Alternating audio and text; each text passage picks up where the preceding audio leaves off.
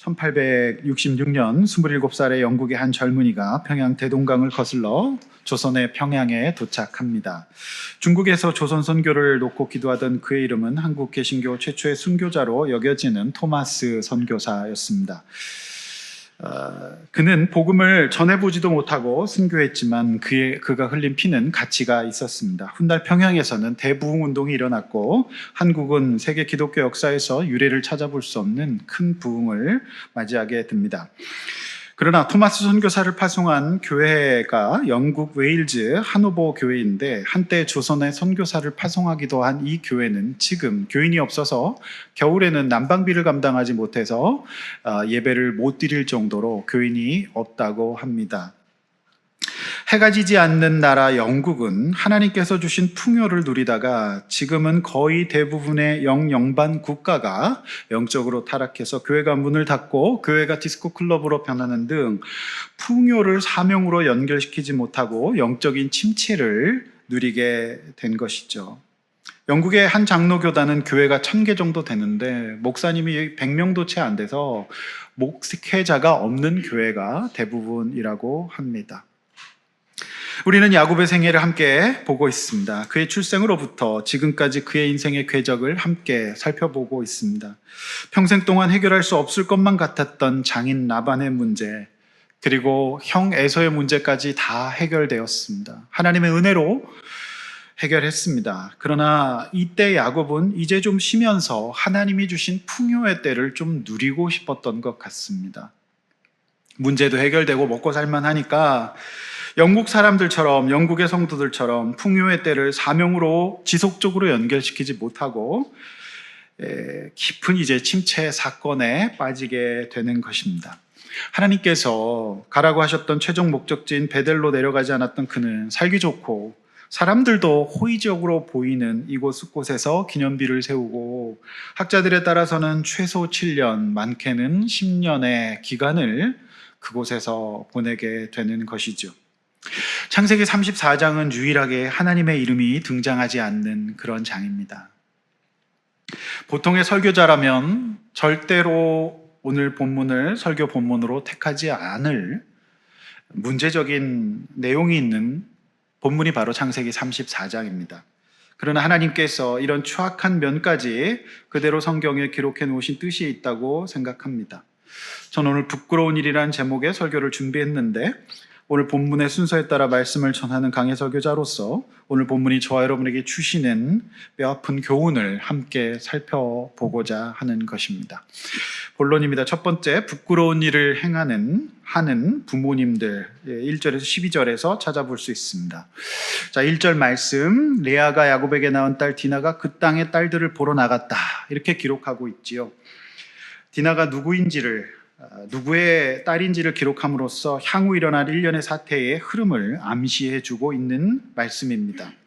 디나는 야곱이 원치 않았던 아내 레아가 낳은 아들도 아니고 딸이었습니다.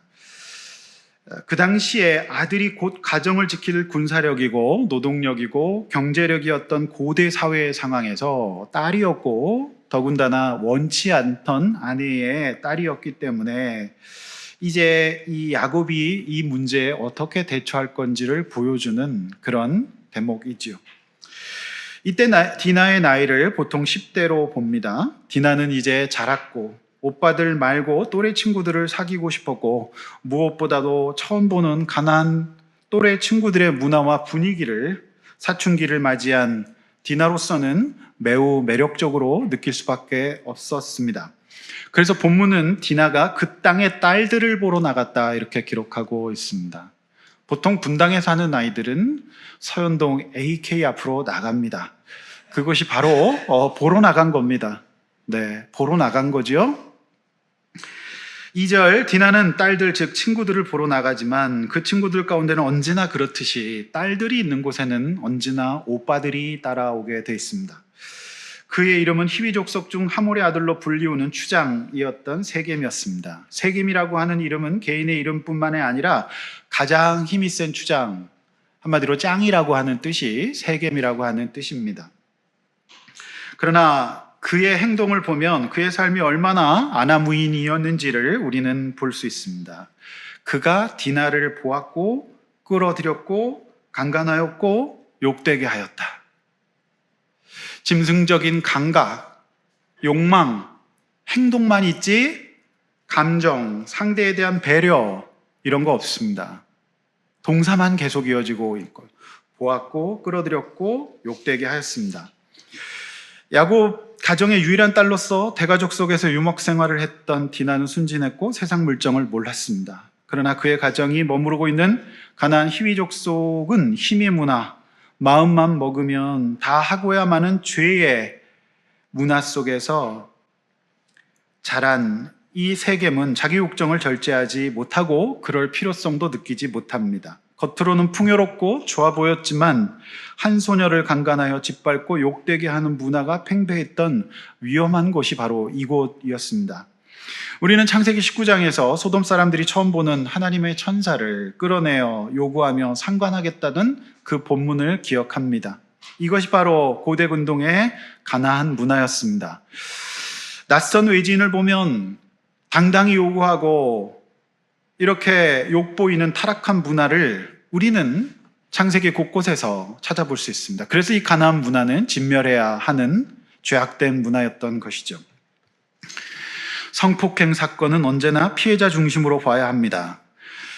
디나가 그곳에 놀러간 것이 잘못이 아니냐, 합의에 의한 관계가 아니냐, 이러한 주장은 받아들일 수 없습니다.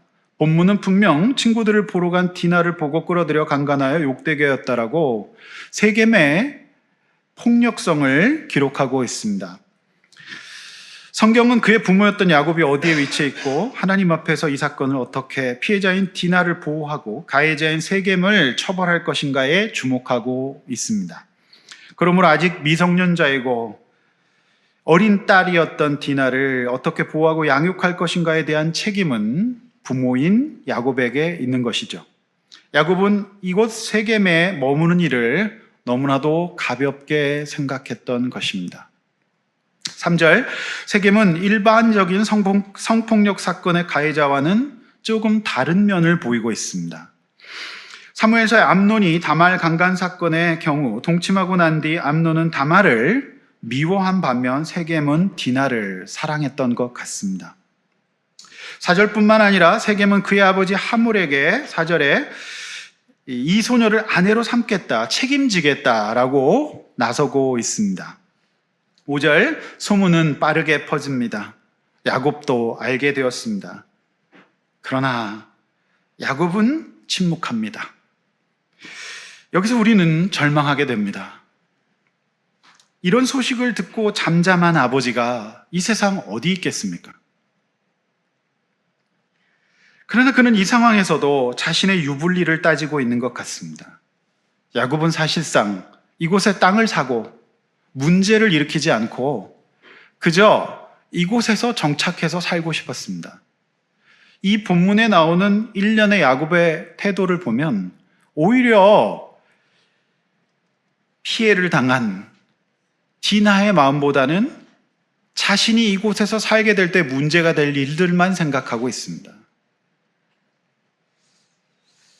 그래서 아들들이 자신을 지켜준 아들들이 멀리 목축을 하러 나가 있으므로 수적으로 열세인 자신의 입장에서 위축되어서 아무 말도 하지 않고 그들이 돌아올 때를 기다렸다. 이렇게 기록하고 있습니다. 이것이 바로 이스라엘의 모습입니다. 6절, 오히려 가해자 세겜의 아버지 하몰은 피해자 디나의 아버지에게 먼저 찾아와 혼인시키자고 말합니다. 오히려 이 하몰이 더 인간적으로 보일 지경입니다. 7절, 들에서 일하던 오빠들도 이 소식을 듣고 곧바로 집으로 돌아옵니다. 가해자 하몰과 아버지 야곱 앞에서 오빠들은 분노합니다. 심히 노하며 고통스러워할 동생 디나를 생각합니다. 오빠들은 세겜이 하지 못할 일을 했고 이스라엘을 부끄럽게 했다고 말합니다. 정작 아버지는 침묵하고 자신의 인생에 이 사건이 장애가 될까, 어려움이 될까, 못 살까봐 부들부들 떨고 있는데 오빠들이 나섭니다. 8절 가이자 세겜의 아버지 하몰은 이렇게 말합니다. 내 아들 세겜이 마음으로 너희 딸을 연연하니 원컨대 딸을 세겜에게 주어 아내로 삼게 하라. 이런 정신없는 말이 어디 있습니까? 세겜이 정상적인 부모라면 먼저 사과를 하고 피해자의 부모 앞에 석고대죄해야 되는 거 아니겠습니까? 그런데 가이자 세겜의 아버지 하몰은 사과 한마디 없이 오히려 자기 자식의 피로와 마음을 얘기합니다. 내 아들이 애가 달아 죽게 생겼으니 당신의 딸을 달라는 겁니다. 부탁도 아니고 아내로 삼게 하라. 일방적인 지시적으로 말합니다.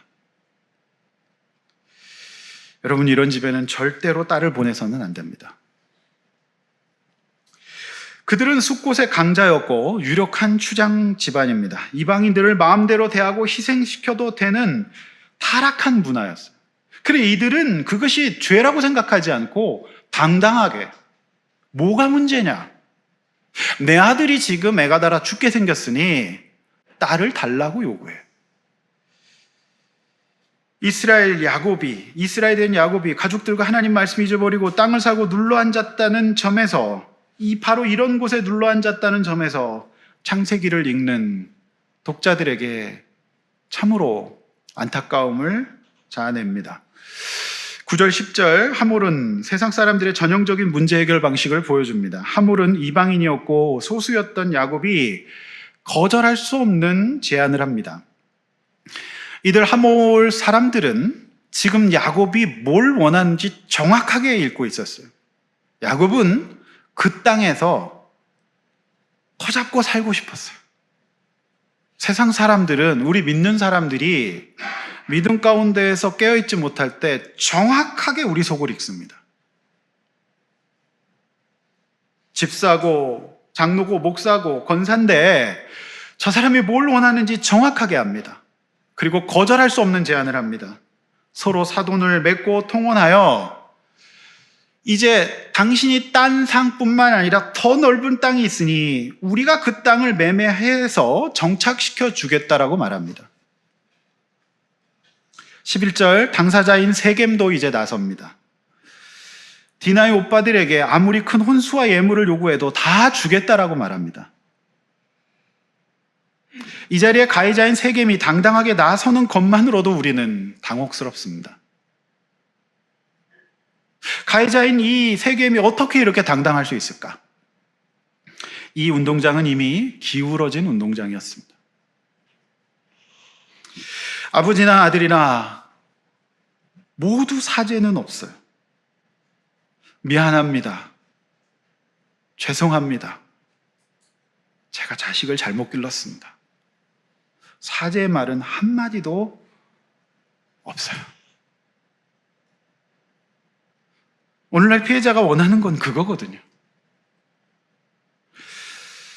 오히려 피해자 가족에게 오직 돈으로 이것을 해결하려는 최악의 모습을 보여줍니다. 피해자를 정말 아프게 하는 부분입니다. 이런 모습은 세상의 영화나 드라마에서 우리는 늘 보게 됩니다. 자, 아들이 어떤 자매를 임신시켜 놓았습니다. 그러면 지체 높은 집안의 시어머니가 한복을 입으시고 꼭 호텔 커피숍에서 만납니다. 그래서 물을 꼭 얼굴에 한번 뿌립니다.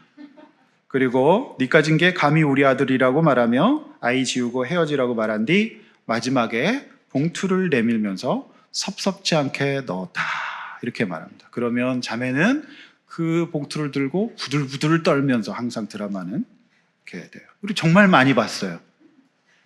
이거 하몰 집안의 문제 해결 방식은 이 시대에 똑같다. 성도 여러분, 그렇다면 이 본문이 저와 여러분들에게 주는 교훈이 무엇일까요? 먼저 피해자 디나의 아버지 야곱이 주는 교훈이 있어요. 야곱은 지금 이스라엘이 되었습니다. 그러나 그는 현실에 안주했고 급한 불이 꺼지자 베델이라는 최종 목적지가 아닌 이곳에 안주했습니다. 제가 왜 자꾸 야곱이라 그러냐면 이스라엘의 모습이 아니에요. 무엇보다 그는 부모로서 해야 할 최소한의 조치조차 하지 않고 자신의 안위만을 생각하는 비루한 자아에 빠져서 근심하고 걱정하는 그 야곱이 되었어요. 사랑하는 성도 여러분, 그래서 부모라고 하는 것은 그 존재 자체로 깨어 있어야만 하는 엄청나게 중요한 직분입니다. 다시 한번 말씀드립니다. 부모라고 하는 것은 그 존재 자체로 정말 깨어 있어야만 한다는 엄청나게 중요한 직분이에요. 야곱은 디나가 레아의 딸이었다는 이유로 디나의 안전과 보호에 전혀 관심이 없습니다. 만약 라헬의 딸이 그렇게 되었다면 그가 가만히 있었겠습니까? 난리가 났겠죠. 디나는 분명 야곱의 딸이었습니다. 야곱이 그 부모의 직분을 제대로 감당하지 않은 결과 어떤 일이 일어납니까? 이때 디나의 친형제들이었던 루벤, 시므온, 레위, 유다, 이사갈, 스불론이 있는데 그 중에서도 친오빠였던 시므온과 레위의 상처가 가장 컸던 것 같습니다. 이 상처가 평생 동안 이들을 따라다녔고 이들 인생의 중요한 동력이 되었습니다. 이들은 상처가 이끄는 대로 살았어요. 상처가 우상이 된 거예요. 훗날 야곱의 가장 아끼는 아들 요셉이 형들을 감독하러 나갔을 때, 채색 옷을 입고 나갔을 때 그 요셉을 구덩이에 파묻고 팔아버리고 피를 묻혀 죽었다고 했던 이를 주도했던 오빠가 바로 레위입니다. 이때 가해자들을 도륙했던 그 레위예요. 그러니까 결국 이런 야곱의 이기적이고 나약한 무책임한 부모로서의 행동은 훗날 고스란히 자신이 받게 된 거예요. 이때부터 아들들은 복수를 계획하고 있는지도 몰라요. 아버지한테 어떻게 할 수는 없으니까. 오늘 본문은 부모가 어떤 사람이 되어야 된다고 말하고 있습니까? 성도 여러분, 첫째 깨어서 늘 말씀 앞에서 부모로서 감당해야 될 어떠한 일들 가운데서도 합당한 역할과 책임을 감당하라고 말하고 있어요. 둘째, 내 안에 해결하지 못한 상한 마음들, 편애, 자기중심성, 세상에서 비굴하고 당당하지 못한 열등감, 자신의 이익과 자녀보다 자신의 이익과 현실만을 추구하는 이런 믿음 없음을 정리하라고 오늘 말씀하고 있는 거예요. 이것이 오늘 본문이 저와 여러분들에게 주는 엄중한 교훈이에요. 또 하나, 가해자 세겜의 아버지 하물이 주는 교훈이에요. 이것도 우리는 생각해야 합니다. 물론 강간을 저지른 자식도 자식이기에 이때 여러분, 자식이 사고를 쳤을 때 부모님들은 자식을 포기해서는 안 됩니다.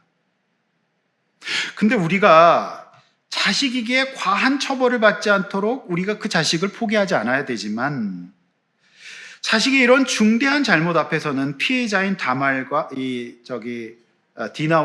디나의 부모를 생각할 줄 알아야 했습니다. 우리는 세상을 살다 보면 가해자가 될 수도 있고 피해자가 될 수도 있습니다.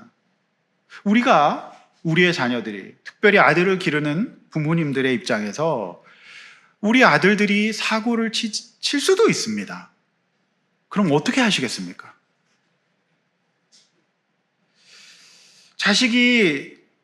우리가 자식을 기르면서 이러한 일을 겪게 될 때 가장 중요한 태도는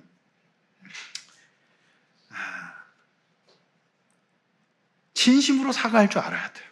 미안합니다. 죄송합니다. 이렇게 해야 됩니다.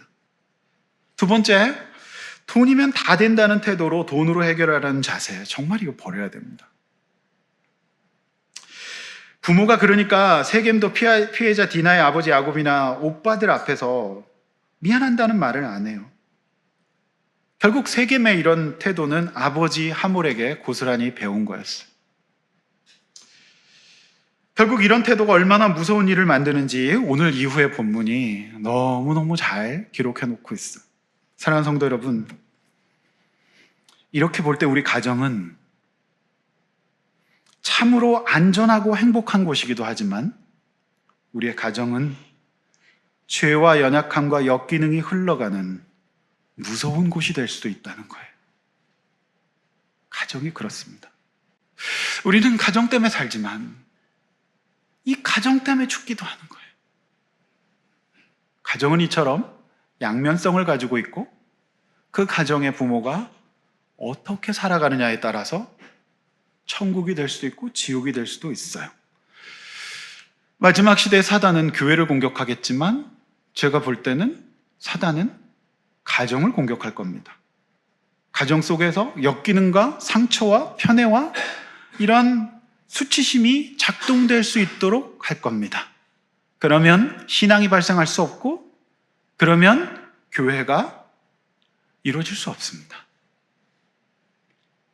한 가문이 이제 멸문지화를 당하게 됩니다. 싹 다 죽습니다.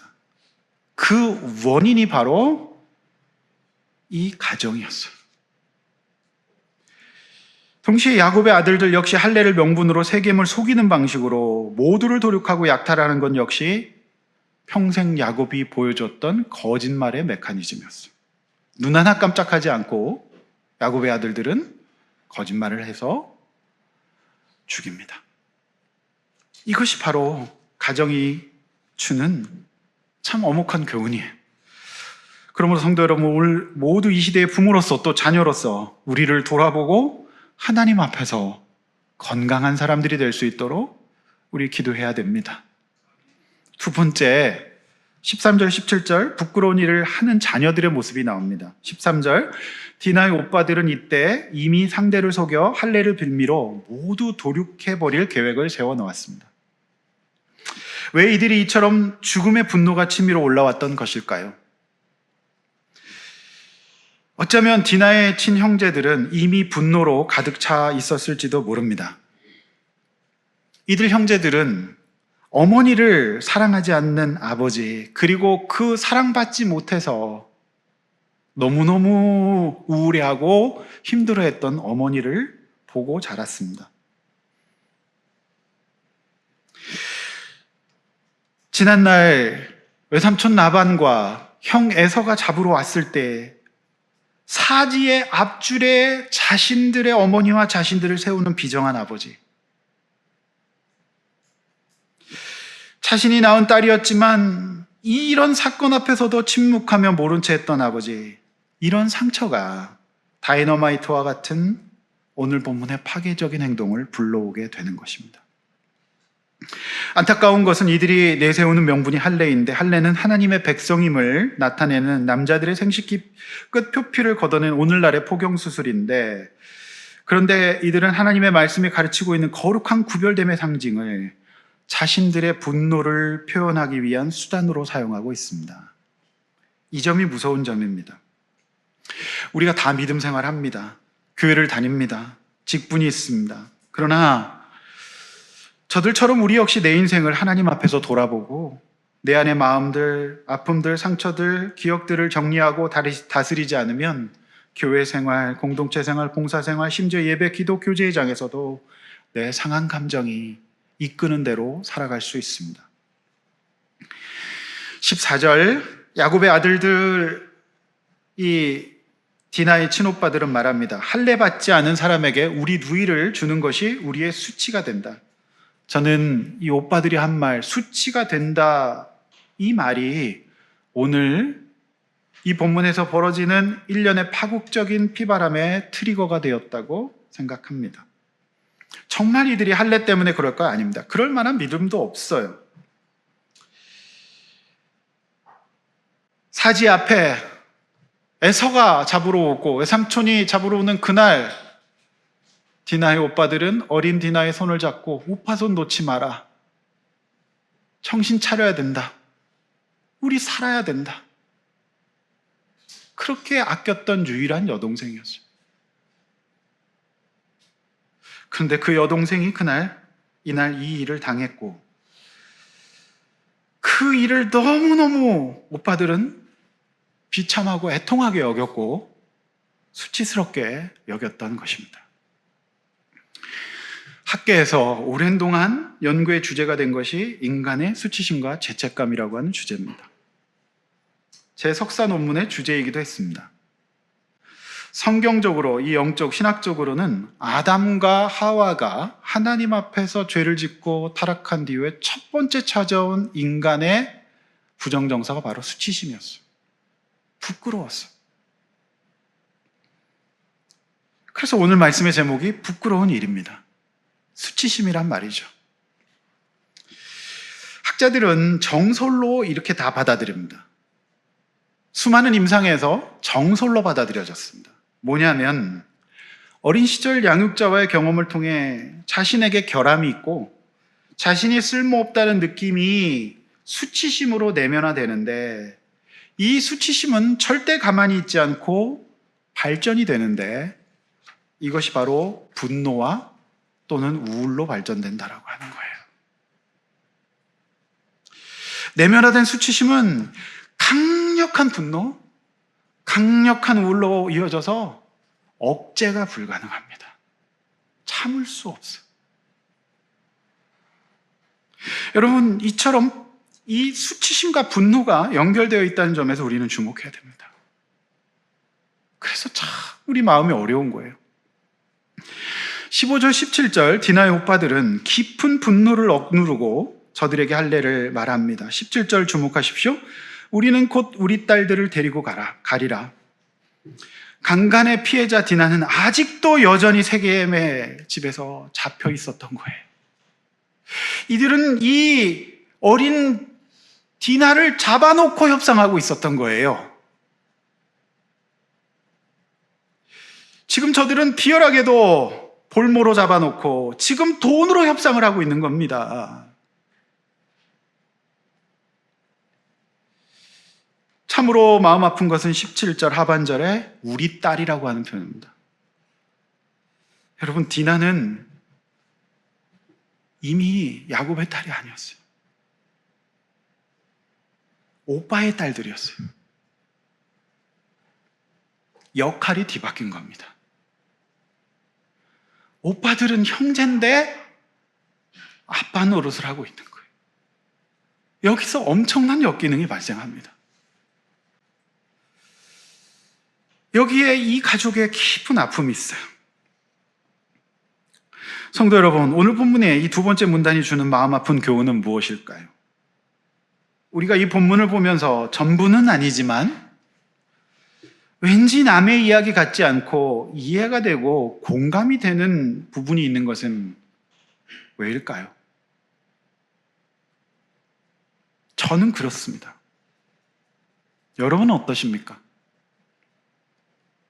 비단 야곱의 가정뿐만 아니라 우리들 모두의 부모님들은 때로 이처럼 무기력했고 나의 마음과 나의 상처보다는 본인의 마음과 본인의 현실에 충실하셨던 부분이 있지 않습니까?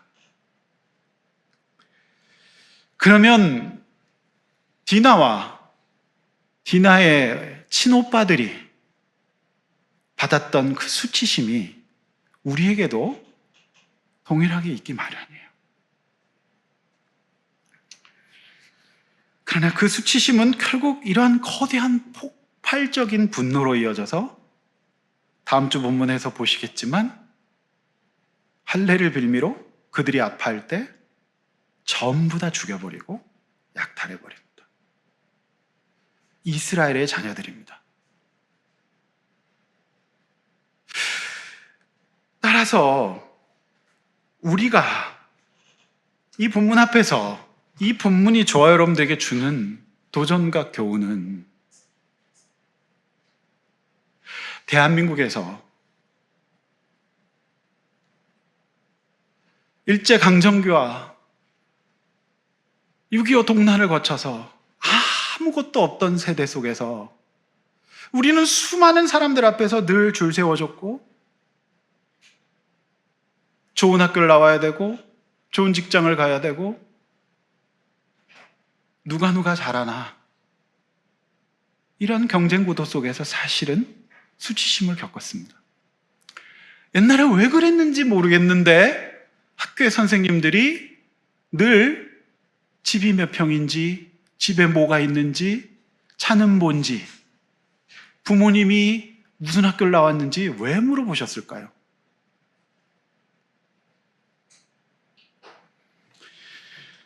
결국 우리가 바로 우리의 삶 가운데 야곱의 가정일 수 있다는 점에서 저는 마음이 아픈 거죠. 성도 여러분, 그러나 오늘 이 본문의 이스라엘의 가족들은 이 문제를 다루지 못했던 거예요. 성도 여러분, 하나님 앞에 우리의 너무너무 답답하고 화가 나는 이 마음들을 주님께 아뢰읍시다. 그리고 고쳐달라고 기도합시다. 치료적인 관계에 도움 필요하시면 도움을 받으십시오. 안 그러면 상한 마음이 내 우상이 되어서 파국을 맞이하게 됩니다. 결국에는 이 마음은 파국적으로 가요. 중심을 잡을 수가 없어요. 하나님께서 저와 여러분들에게 건강한 마음을 가진 사람이 되기를 원하신다고 말씀하십니다. 여러분, 성경이 말씀하고 있는 할례는 바로 이겁니다. 거룩한 할례라고 하는 절차를 상대를 죽이는 데 이용하는 것이 아니라 사실상 진짜 할례가 필요한 것은 지금 이 디나의 오빠들이잖아요. 이 마음 걷어내야 돼요. 성도 여러분, 저는 이 설교의 이제 결론에 다다르면서 저는 여러분에게 복음을 제시하고 싶습니다. 예수 그리스도께서 이 땅에 오셔서 로마에서 가장 참혹한 수치를 당하는, 부끄러움을 당하는 형벌인 십자가형을 당하신 이유가 있습니다. 그분은 그곳에서 벌거벗김 당하시고 폭력당하시고 침뱉음을 당하시고 결국에는 참혹하게 돌아가셨어요. 왜 그러셨을까요? 그분은 저와 여러분들의, 야곱 가족들의, 디나의 형제들의 수치심을 함께 당하신 겁니다. 그런 예수님께서 결국에는 부활하셨습니다. 우리가 예수를 믿고 새 사람이 될 수 있고 주님 앞에 변화받을 수 있는 근거가 바로 여기 있는 것입니다. 성도 여러분, 주님 안에서 우리는 거듭난 부활을 경험할 수 있습니다. 이것이 기독교의 메시지입니다. 여러분, 우리 주님이 그렇게 부활하셨습니다. 그래서 하늘보좌 우편에 앉아 계십니다. 그리고 우리에게 성령을 보내셔서 우리를 거듭남을 허락하시고 우리에게 천국 백성의 약속을 주셨어요. 그러나 우리가 천국 가기 전에 이 땅에 사는 동안에 우리가 이 복음 딱 붙들고 우리의 상한 마음을 아뢰고 성령에 의지하며 살아갈 때 우리는 이 땅에서도 천국을 누릴 수가 있는 것입니다. 천국은 아픔도 슬픔도 상한 마음도 눈물도 없는 곳이야. 즉 우리의 모든 수치심과 분노가 없어지는 곳입니다. 그러나 천국은 오늘 성령을 의지하고 성경을 읽고 성경 속의 달을 읽은 사람이 원인을 파악해 하나님 앞에서 새롭게 될 수 있는 천국 백성이 사는 곳, 그것이 저와 여러분의 삶인 것입니다. 성도 여러분, 주님 앞에 하나님, 제가 티나의 형제 오빠들의 마음입니다. 저희 가정이 이랬습니다 고백하고 아뢰고 주님 앞에 그대로 이끌려 살면서 참을 수 없는 분노와 상실감으로 사는 것이 아니라 우리 주님의 부활을 믿고 하나님, 내 마음에 부활을 허락하여 주시옵소서. 하나님, 내 마음을 잡아 주시옵소서. 주님 앞에 건강한 사람이 되게 하여 주시옵소서. 아뢰고 나누시기를 바랍니다. 그리고 우리 하나님께서는 이 시대가 죄의 시대이기도 하지만 또 수많은 치료의 도구들을 주셨어요. 우리가 서로 돕기를 원합니다. 저도 돕겠습니다. 부활하여 이런 마음에서 벗어나는 저와 여러분 되시기를 주님의 이름으로 축원합니다. 말씀을 맺겠습니다. 사랑하는 성도 여러분, 하나님과 자녀 앞에 부끄럽지 않은 부모가 되게 해달라고 기도하는 오늘 예배의 시간이 되기를 원합니다. 정말 부모는 그 존재만으로도 깨어 있어야 돼요. 부모가 정말 영적으로 정신 차리지 못할 때 어떤 일이 벌어지는지, 부모가 뭐 하는 사람인지 너무너무 잘 보여주고 있어요. 동시에 자녀라고 하면 어떻게 됩니까? 이 디나의 오빠들처럼 살아서는 안 되는 겁니다. 분노나 우울 둘 중에 하나예요. 여기에 벗어나서 부활하신 주님 앞에서 이렇게 살지 않기를 원합니다. 응징은 또 다른 응징을 낳을 뿐입니다. 하나님께서 우리가 누군가를 살리고 사랑해야 합니다. 그래서 우울하거나 분노하는 사람이 아니라 십자가에서 부끄러운 일을 당하셨으나 부활하신 예수님처럼 우리 삶 속에 진정한 부활이 찾아오도록 기도하고 응답받아 이 땅의 삶이 지옥이 아니라 천국의 삶, 분노의 삶이 아니라 우울의 삶이 아니라 은혜의 삶, 회복되는 삶, 새로운 삶 사시기를 주님의 이름으로 축원합니다. 이렇게 한번 나눠보십시다. 예상치 못한 사건이 일어날 때에도 당당한 믿음과 합당한 태도로 문제를 해결합니까? 십자가의 수치를 당하시고 부활하신 예수 믿고 우리 건강한 사람 됩시다. 건강한 사람 됩시다. 우리 옆에 있는 분들에게 건강한 사람 됩시다. 한번 나눕시다.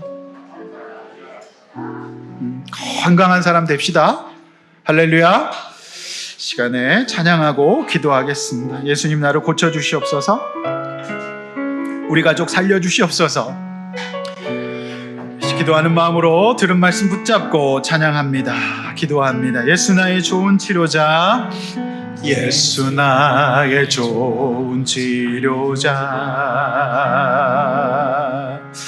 그의 눈이 머무는 곳은 나의 슬픔과 고통. 고개 들어 주님을 봅시다. 들어 그의 눈을 볼 때에 난 알았네.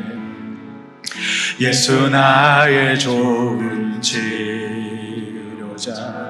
우리 손을 가슴에 모으고 찬양하겠습니다. 예수 나의 좋은 하나님 나를 고쳐주세요. 하나님 나를 만져주세요. 그의 손길이 닿는 곳을 나의 상처와 영원히 흐를 것 같았던 눈물 다 멎었네. 예수 나의 좋은 치료자. 나 노래하리라. 나 노래하리라. 상한 나를 돌아보신 구세주를 찬양. 하늘 닿는 곳까지 내 손을 내라. 예수 나의 나 노래하리라. 우리 하나님 앞에 손 내밀어 찬양합니다. 나 노래하리. 상한 나를 돌아보소서. 상한 나를 돌아보시 구세주를 찬양. 하늘 닿는 곳까지 내 손을 내라. 예수 나의 치료자. 우리 시간에 들은 말씀 생각하며 함께 기도하겠습니다. 또 우리 지체들을 위해서 기도해도 됩니다. 하나님, 우리가 야곱입니다. 우리가 야곱의 가족입니다. 주여, 우리를 불쌍히 여겨 주셔서 회복시켜 주시옵소서. 우리 시간에 다 함께 주 한번 외쳐 기도합니다.